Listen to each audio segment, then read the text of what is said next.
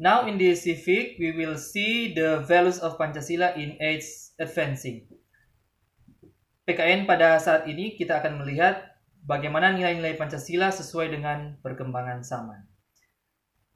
Diterimanya Pancasila sebagai dasar negara dan pandangan hidup bangsa membawa konsekuensi logis bahwa nilai-nilai Pancasila dijadikan landasan pokok, landasan fundamental bagi penyelenggaraan negara Indonesia. Pancasila berisi 5 sila yang pada hakikatnya berisi 5 nilai dasar yang fundamental. Nilai-nilai dasar dari Pancasila tersebut adalah nilai ketuhanan yang Maha Esa, nilai kemanusiaan yang adil dan beradab, nilai persatuan Indonesia, nilai kerakyatan yang dipimpin oleh hikmat kebijaksanaan dalam permusyawaratan perwakilan, dan nilai keadilan sosial bagi seluruh rakyat Indonesia. Dengan kata lain, nilai dasar Pancasila adalah nilai ketuhanan, nilai kemanusiaan, nilai persatuan, nilai kerakyatan, dan nilai keadilan. Nilai-nilai dasar Pancasila dapat menyesuaikan diri dengan perkembangan zaman. Dengan kata lain, nilai-nilai tersebut tetap dapat diterapkan dalam berbagai kehidupan bangsa dari masa ke masa. Hal tersebut dikarenakan Pancasila merupakan ideologi yang bersifat terbuka. Nah, sekarang mari kita lihat hakikat ideologi terbuka.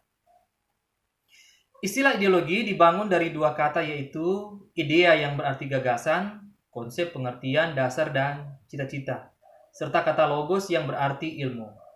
Kata idea berasal dari kosakata bahasa Yunani yaitu eidos yang berarti bentuk. Di samping itu ada pula kata idein yang artinya melihat. Dan dengan demikian secara harafiah, ideologi berarti ilmu tentang pengertian-pengertian dasar. Sebagai suatu sistem pemikiran, ideologi sangatlah wajar jika mengambil sumber atau berpandangan dari pandangan dan falsafah hidup bangsa. Hal tersebut akan membuat ideologi tersebut berkembang sesuai dengan perkembangan masyarakat dan kecerdasan kehidupan bangsa. Artinya, ideologi tersebut bersifat terbuka dengan senantiasa mendorong terjadinya perkembangan-perkembangan pemikiran baru tentang ideologi tersebut tanpa harus kehilangan jati dirinya. Kondisi ini akan berbeda sama sekali jika ideologi tersebut berakar pada nilai-nilai yang berasal dari luar bangsanya atau pemikiran seseorang. Ideologi yang seperti itu akan kaku dan cenderung bersifat dogmatis sempit. Dengan kata lain, ideologi tersebut bersifat tertutup. Ciri khas ideologi terbuka adalah nilai-nilai dan cita-citanya tidak dipaksakan dari luar, melainkan digali dan diambil dari kekayaan rohani, moral, dan budaya masyarakat itu sendiri. Dasarnya dari konsensus masyarakat, tidak diciptakan oleh negara, melainkan ditemukan dalam masyarakat itu sendiri. Oleh sebab itu, ideologi terbuka adalah milik dari semua rakyat. Masyarakat dapat menemukannya di dalam dirinya sendiri. Ideologi terbuka mempunyai banyak sekali keunggulan dibandingkan dengan ideologi tertutup. Now let us see the differences between ideologi terbuka dan ideologi tertutup. Perbedaan ideologi terbuka dan tertutup dapat dilihat dari hal-hal ini. Ideologi terbuka, 1.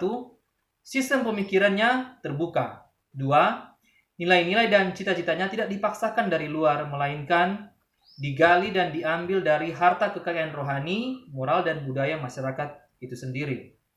Dasar pembentukan ideologi bukan keyakinan ideologis sekelompok orang, melainkan hasil musyawarah dan kesepakatan dari masyarakat sendiri. 4. Tidak diciptakan oleh negara, melainkan oleh masyarakat itu sendiri, sehingga ideologi tersebut adalah milik seluruh rakyat atau anggota masyarakat. 5. Tidak hanya dibenarkan, melainkan dibutuhkan oleh seluruh warga masyarakat. 6.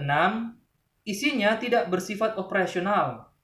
Ia baru bersifat operasional apabila sudah dijabarkan ke dalam perangkat yang berupa konstitusi atau peraturan perundang-undangan lainnya. Dan 7, senantiasa berkembang seiring dengan perkembangan aspirasi, pemikiran, serta akselerasi dari masyarakat dalam mewujudkan cita-citanya untuk hidup berbangsa dalam mencapai harkat dan martabat kemanusiaan.